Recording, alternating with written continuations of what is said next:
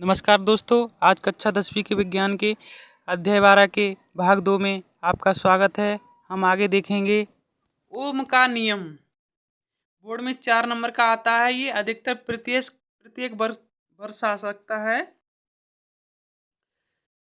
देखेंगे किसी विद्युत परिपथ में धातु के तार के दो सिरों के बीच विभवांतर उसमें प्रवाहित होने वाली विद्युत धारा के समानुपाती होता है, परंतु तार का ताप समान रहना चाहिए। इसे समझेंगे। किसी विद्युत परिपथ में धातु के तार के दो सिरों के बीच कोई विद्युत परिपथ है, उसमें धातु के तार, कोई मेटल है, उनका तार है, दो सिरों के बीच विभवांतर, दोनों तरफ के बीच के विभवांतर में उसमें प्रवाहित होने वाली विद्युत धारा के समानुपाती होता है। इसमें नीचे देखेंगे तो वो भी अनुक्रमानुपात समानुपाती आर, तो सूत्र बन जाएगा उवी बराबर आई आर, जहां पर हमने आर को एक नियतांक है जिसे तार का प्रतिरोध कहते हैं। उवी प्रोपोर्शनल आर, तो सूत्र होगा उवी बराबर आई आर। तो आर को हमने एक नियतांक माना है जिसे तार का प्रतिरोध कहते हैं। अब फिगर देखेंगे आगे, जिसमें देखिए बाई अक्ष पर विभवांतर उवी और एक्स अक्ष पर धारा ए एम्पियर, इसके ठीक बीच से जा रही है उवी प्रोपोर्शनल आई। विभवांतर और विद्युत धारा है यहाँ पर, फिगर दिया हुआ। अब इसे देखेंगे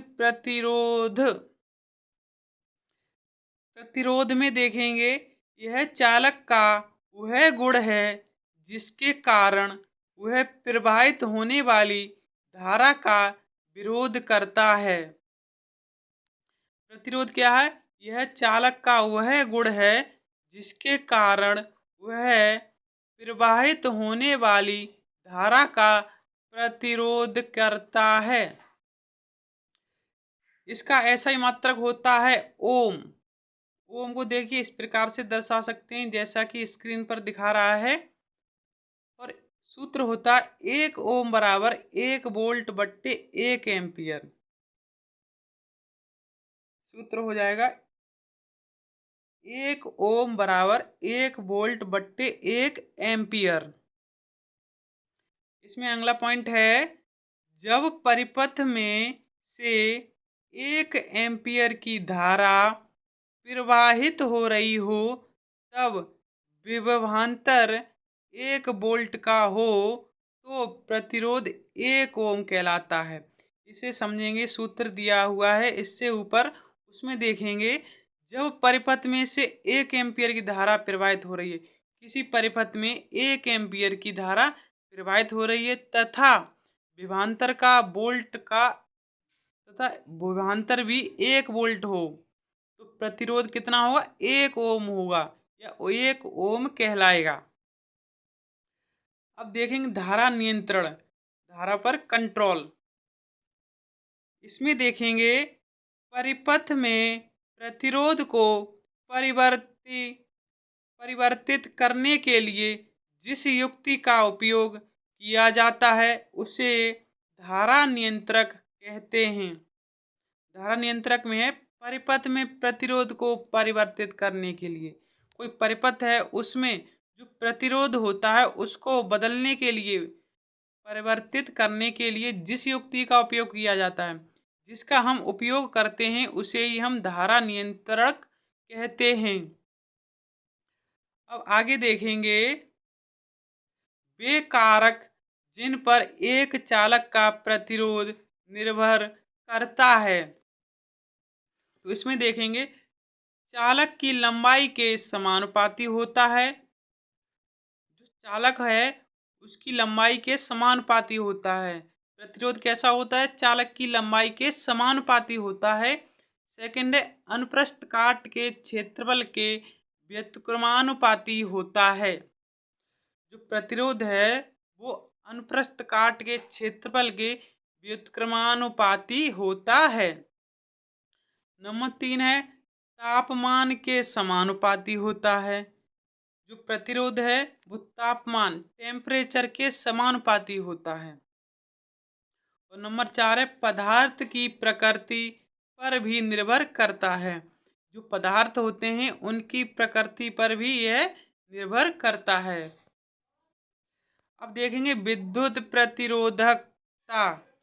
विद्युत प्रतिरोधकता विद्युत प्रतिरोधकता में देखेंगे 1 मीटर भुजा वाले घन के विपरीत फलकों में से धारा गुजरने पर जो प्रतिरोध उत्पन्न होता है वह प्रतिरोधकता कहलाता है।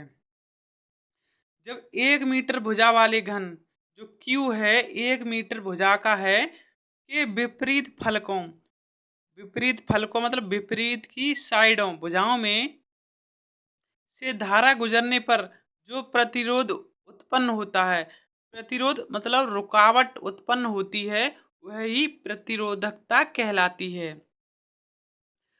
अब देखेंगे एसआई मात्रक ओम मीटर। जो ओम मीटर है वो एसआई मात्रक है। तो देखेंगे आगे प्रतिरोधकता चालक की लंबाई व अनुप्रस्थ काट के क्षेत्रफल के साथ नहीं बदलती परंतु तापमान के साथ परिवर्तित होती है। जो प्रतिरोधक चालक की लंबाई है वह अनुप्रस्थ काट के क्षेत्रफल के साथ नहीं बदलती, वह परिवर्तित नहीं होती है, लेकिन तापमान के साथ परिवर्तित होती है। टेम्परेचर में वह चेंज हो जाती है, उनके साथ बदल जाती है। अगला पॉइंट है धातुओं व मिश्र धातुओं का प्रतिरोधकता परिसर। जो धातुएं हैं मेटल व मिक्स मेटल मिश्र धातुओं का प्रतिरोधकता परिसर कैसा होता है? 10 पे घात -8 माइनस के 10 पे घात -6 ओम मीटर। अब देखेंगे मिश्र धातुओं की प्रतिरोधकता उनकी अवयवी धातुओं के से अपेक्षाकृत अधिक होती है। जो मिश्र धातुएं हैं मिक्स मेटल हैं उनकी प्रतिरोधकता है वो अवयवी धातुओं से अपेक्षाकृत अधिक होती है। जो साधारण धातुएं हैं उनकी अपेक्षा कैसी होती है? अधिक होती है मिश्र धातुओं की। अगला पॉइंट है मिश्र धातुओं का उच्च तापमान पर शीघ्र ही उपचयन नहीं होता है। जो मिश्र धातुएं हैं जो दो या दो से अधिक धातुओं से मिलकर बना होता है वह धातु उनका अगर तापमान हाई हो गया टेम्परेचर हाई हो गया फिर भी उनमें आग नहीं पकड़ती या वह पिघलती नहीं है, अतः इनका उपयोग तापन युक्तियों में होता है। जो अधिकतर मिश्र धातुएं हैं उनका उपयोग तापन युक्तियों में टेम्परेचर वाली अधिक जगह पर होता है। लास्ट पॉइंट है इसका तांबा व एल्युमिनियम का उपयोग विद्युत संचरण के लिए किया जाता है क्योंकि उनकी प्रतिरोधकता कम होती है। जो तांबा व एल्युमिनियम का उपयोग विद्युत संचरण के लिए किया जाता है क्योंकि उनकी प्रतिरोधकता कम होती है।